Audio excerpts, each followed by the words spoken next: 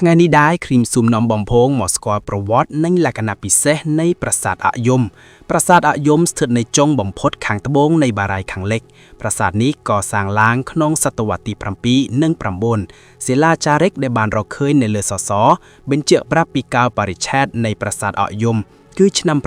609 704និង1001ក្នុងពេលកសាងបារាយណ៍ខាងលិចផ្នែកខ្លះនៃប្រាសាទនេះត្រូវបានកប់ដោយទំនប់ខាងត្បូងប្រាសាទនេះមាន3ជាន់មានប្រាង្គចំនួន12និងព័ទ្ធដោយកំពែងជញ្ជាំងធ្វើអំពីឥដ្ឋមានមូលហេតុពីរដែលនាំឲ្យយើងលើកយកប្រាសាទអយមមកអធិប្បាយគឺ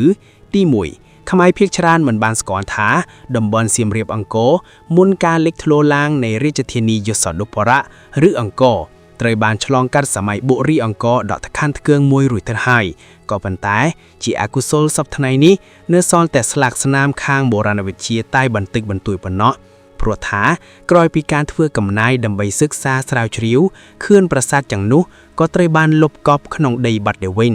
ឬក៏ត្រូវខ្ទេចខ្ទៀមដោយអាកាសធាតុទី2កម្រណាស់ដែលមានឯកសារជារូបភាពបង្ហាញនៅវិស័យសិល្បៈស្ថាបត្យកម្មនាសម័យបុរីអង្គរក្នុងភូមិភាគខាងលើនេះដូច្នេះក្នុងអត្ថបទនេះយើងសូមលើកយកការស្រាវជ្រាវចុងក្រោយបង្អស់របស់លោក Bruguière ដើម្បីបង្ហាញជូនជាព័ត៌មានយោងតាមប្រភពសិលាចារឹក K749 និង K753 គួបផ្សំជាមួយលក្ខណៈសិល្បៈស្ថាបត្យកម្មនិងរូបសំណាកបុរាណមួយចំនួនដូចជាក្បាច់ក្តារនិងរូបស្រីទេពអប្សរាមួយនៅលើជញ្ជាំងខាងជើងនៃប្រាសាទមួយស្ថិតនៅទិសខាងត្បូងឈៀងខាងកើតនៃខឿនទី2និងចម្លាក់តោពាក់ស្នែងជាដើមគេអាចដឹងយ៉ាងប្រកបនៅចំណាស់នៃប្រាសាទអយមដែលស្ថិតនៅក្នុងរចនាបថព្រៃក្មេង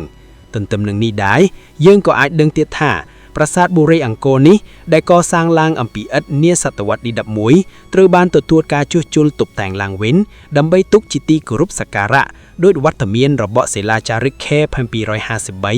និងចម្លាក់នពក្រឹសដែលជាទេវតារក្សាទិសទាំង9នៃចក្រវាឡដែលគេបានប្រទះឃើញនៅខាងត្បូងនៃប្រាង្គនៃជ្រុងទិសខាងត្បូងឈៀងខាងលិចនៃប្រាសាទអយមបើនិយាយម្យ៉ាងទៀតមុនការស្ថាបនាបារាយណ៍ដ៏មហិមានេះដែលជាហេតុនាំឲ្យការលុបកប់បុរាណស្ថាននេះក្នុងដីប្រាសាទអយមគឺជាបូជនីយដ្ឋានមួយយ៉ាងសំខាន់ដែលគេឧទ្ទិសចំពោះព្រះសិវៈក្រោមព្រះនាមថាគម្ពីរេស្វរៈសូមជម្រាបថាព្រះគម្ពីរេស្វរៈដែលមានន័យថាព្រះអាទិទេពដែលមានសូរសៀងដ៏ជ្រាលជ្រៅមិនអាចវាក់វែងបាននិងកម្លាំងនឹងយានមិនអាចថ្លឹងថ្លែងបានគឺសំដៅព្រះសិវៈដែលគេបូជានៅទីនេះក៏ដូចនៅទីក្រុងអ៊ីសានបុរៈឬសម្បូរព្រៃគុកជារួមយើងអាចនិយាយបានថាព្រះអាទិទេពនាសម័យចេនឡាខាងលើនេះនៅរក្សាបាននៅខេត្តសៀមរាបអង្គរនៅនិមិត្តនាមរបស់ខ្លួនរហូតដល់ដើមសតវត្សទី11មុនការសាងសង់បារាយណ៍បន្តិចទៀតម្យ៉ាងវិញទៀតត្រូវជ្រាបថាប្រកបណាស់ដែលព្រះអាទិទេពគម្ពីរេស្វរៈគឺជាព្រះអាទិទេពចម្បងនៃទីក្រុងបុរីអង្គរមួយឈ្មោះថាបន្ទាយឈើដែលបានគូសបញ្ជាក់ដោយលោករ៉ូលេទីក្រុងបន្ទាយឈើនេះហ៊ុំព័ទ្ធដោយគូទឹកមួយដែលផ្នែកខាងជើងនៃទីក្រុងនេះត្រូវបានលុបដោយការសាងសង់បារាយណ៍ខាងលិចដូច្នេះប្រាសាទអយមរបស់យើងគឺគ្រាន់តែជាប្រាសាទចម្បងមួយក្នុងចំណោមប្រាសាទជាច្រើនទៀតដែលត្រូវបានបំផ្លាញចោលសាងសង់ឡើងនៅសតវត្សទី7នៃគ្រិស្តសករាជក្នុងរចនាបថកំពង់ព្រះប្រាសាទអយមសពថ្ងៃនេះស្ថិតនៅខ្នងបារាយណ៍ខាងលិចចម្ងាយប្រមាណជាង600ម៉ែត្រនៅជ្រុងឈៀងខាងលិចមានរាងជាសាជីស្ថិតនៅលើខឿនមួយយ៉ាងធំនិងរឹងមាំវត្តមានរបស់បន្ទប់មួយនៅក្រោមប្រាសាទនិងវត្តមានរបស់អណ្ដូងសរឲ្យឃើញនៅលក្ខណៈដ៏មហាស័ក្តិសិទ្ធិរបស់ទីតាំងនេះដែលមានឈ្មោះបោះសម្លេងយ៉ាងរន្ទឺនិងយ៉ាងឆ្ងាយវត្តមាននៃខឿនជាថ្នាក់បែបនេះបង្ហាញឲ្យយើងដឹងថាប្រាសាទអយមគឺជាប្រាសាទភ្នំដោយករណីប្រាសាទអាស្រមរងចិននៅលើភ្នំគូលែនដូច្នេះដែរនៅលើទីលាននៃថ្នាក់ទី3គេឃើញមានប្រាង្គកណ្ដាលដែលជាប្រាង្គប្រធានដែលមានទំហំធំជាងគេមានរាង4ជ្រុងស្មើដោយមួយជ្រុងមានទំហំ4ម៉ែត្រ50និងបែរមុខនៅទិសកើតតាមប្រសាសន៍របស់លោក Bruguière ប្រាង្គកណ្ដាលនេះមិនត្រូវបានបំផ្លាញទេព្រោះត្រូវបានកប់ក្នុងដីដោយការសាងសង់បារាយណ៍នាសតវត្សទី11នៃគ្រិស្តសករាជរីឯផ្នែកខាងលើដែលធ្វើអំពីឈើត្រូវបានខូចខាតដោយមិនបានបន្សល់ទុកនៅអ្វីទាំងអស់សូមរំលឹកឡើងវិញថាវត្តមានអណ្ដូងយ៉ាងជ្រៅមួយនៅចំកណ្ដាលប្រាសាទប្រធានសរឲ្យឃើញនៃភាពស័ក្តិសិទ្ធិក្រៃលែងរបស់ទីតាំងនេះក្នុងអតីតកាល យ៉ាងណាមិញការរកឃើញនៃចម្លាក់ព្រះបោធិសត្វសម្រិទ្ធនៃលទ្ធិព្រហ្មញ្ញសាសនាមហាយាននៅទីនោះ5ព្រះអង្គនៅទ្វារខាងជើងនៃប្រាង្គកណ្ដាលនៃប្រាសាទអកយំសរឲ្យឃើញនូវភាពសំយោគរវាងព្រហ្មញ្ញសាសនានិងពុទ្ធសាសនាយ៉ាងប្រាកដនាសម័យចេនឡាប្រាសាទនេះមានសន្តានជីសាជីសាងសង់នៅលើខឿន3ជាន់ខ្ពស់ពីដីជាន់ទី1មានខឿន100ម៉ែត្រ4ជ្រុងជាប្រាសាទភ្នំដ៏ធំគេក្នុងស្ថាបត្យកម្មខ្មែរនិងចំណាស់ជាងគេនៃតំបន់អាស៊ីអាគ្នេយ៍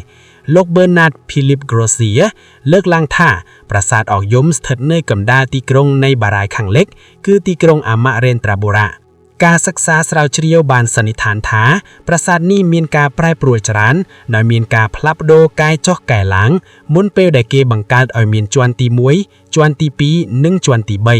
ជាន់ទី1បច្ចេកទេសរៀបឥដ្ឋនៃជាន់នេះមានការពិបាកយល់ថាព្រោះវាត្រូវបានកប់ក្នុងដីជ្រៅជាងគេទាំងអស់ក្រោយពីការធ្វើកំណាយរបស់លោក Z. Trouvé គេឃើញលានមួយរាងការ៉េមានបណ្ដោយ100ម៉ែត្រ4ជ្រុងនិងកម្ពស់2ម៉ែត្រ60ដោយមានការចាក់ដីបំពេញនិងរៀបឥដ្ឋពីលើជាន់ទី2បច្ចេកទេសរៀបឥដ្ឋនៅជាន់នេះទៅតាមខ្សែរបាំងផ្តាមពិសេសជាងនេះទៅទៀតគឺមានដាក់ក្បាច់ស្រួចនិងមានលម្អដោយប្រាសាទតូចៗលំនាំដោយប្រាសាទព្រះស្រីជាន់នេះមានចន្ទាទាំង4ទិសចន្ទានីមួយៗមានកម្មចន្ទាផាមកម្មការលើកឡើងរបស់លោក Henri Mazal បានឲ្យដឹងថាជាន់ទី2នេះសាងសង់អំពីឥដ្ឋបណ្ដោយ45ម៉ែត្រ4ជ្រុងនិងមានកម្ពស់ប្រវែង2ម៉ែត្រ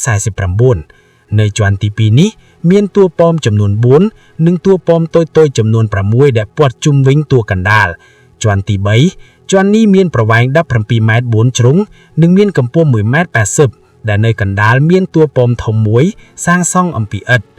សន្លឹកចន្ទើសាងសង់អំពីថ្មភ្នំទាំង3ជាន់នីមួយៗមានកម្មចន្ទាឡើងចុះគ្រប់ទាំង4ទិសហើយគ្រប់កម្មដំបូងសុទ្ធតែមានរាងជាក្បាច់ត្របាក់ឈូកទ្វារបញ្ឆោតមានចំនួន3គ្រប់តួប៉មទាំងអស់លើកលែងតែតួប៉មសំខាន់ដែលស្ថិតនៅចំកណ្ដាលដែលគេចោះទ្វារថែម3ទៀតនាសម័យក្រោយការសាងសង់ព្រំដំបូលលោក Z. Trouvé បានបកស្រាយថានៅតួប៉មកណ្ដាលនិងតួប៉មតូចៗព័ទ្ធជុំវិញសុទ្ធតែមានគ្រឿងដំបូលធ្វើអំពីឈើនិងមានកន្លែងសម្រាប់ដាក់ជើងទម្រគេអាចឃើញនៅតាមជញ្ជាំងនានាអណ្ដូងនៅខាងក្រោយតួប៉មកណ្ដាលអណ្ដូងនេះមានជម្រៅប្រមាណ12ម៉ែត្រ25ម៉ែត្រដែលមានរាងការ៉េដែលមានប្រវែង2ម៉ែត្រ70ម៉ែត្រ4ជ្រុងនិងខ័ណ្ឌដោយថ្មសម្រាប់បូជាខ្លះសប្តាហ៍ថ្ងៃអណ្ដូងនេះត្រូវបានចាក់បំពេញដោយកំទេចថ្មឥដ្ឋនិងដីដែលបានធ្លាក់បាក់សល់នៃសល់ជម្រៅប្រហែល 8.68 ម៉ែត្រតែប៉ុណ្ណោះ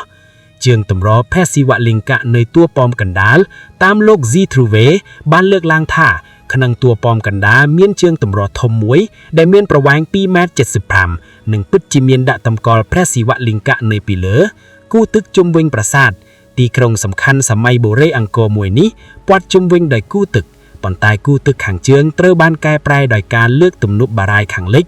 ផ្លូវចូលប្រាសាទកាលដើមឡើយប្រាសាទនេះទំនងមានផ្លូវចូលតែមួយមកពីទិសកើតប៉ុន្តែសម័យក្រោយមកទៀតប្រហែលជាមានការកែប្រែឲ្យមានច្រកចូលពីទិសទាំង4និងជាន់ទី2ឲ្យមានចន្ទាគ្រប់ទិសទាំង4ប្រាសាទនេះមានសម្ភារៈសំណង់សំខាន់4ប្រភេទដែលស្ថាបត្យកម្មយកមកប្រើប្រាស់មានដូចជា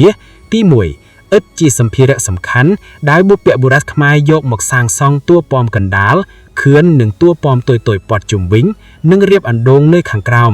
ទី2ថ្មបាយក្រៀមត្រូវបានយកទៅសាងសង់អគាររាងចតុកោណមួយនៅខាងកើតតួប៉មកណ្ដាលនិងធ្វើជាទំនប់ទប់បារាយណ៍នៅខាងកើតតួប៉មកណ្ដាលទី3ថ្មភ្នំត្រូវបានធ្វើជាផ្ដា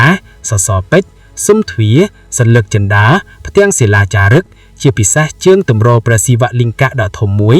ទី4ឈើត្រូវបានប្រើប្រាស់នៅតួប៉មកណ្ដាល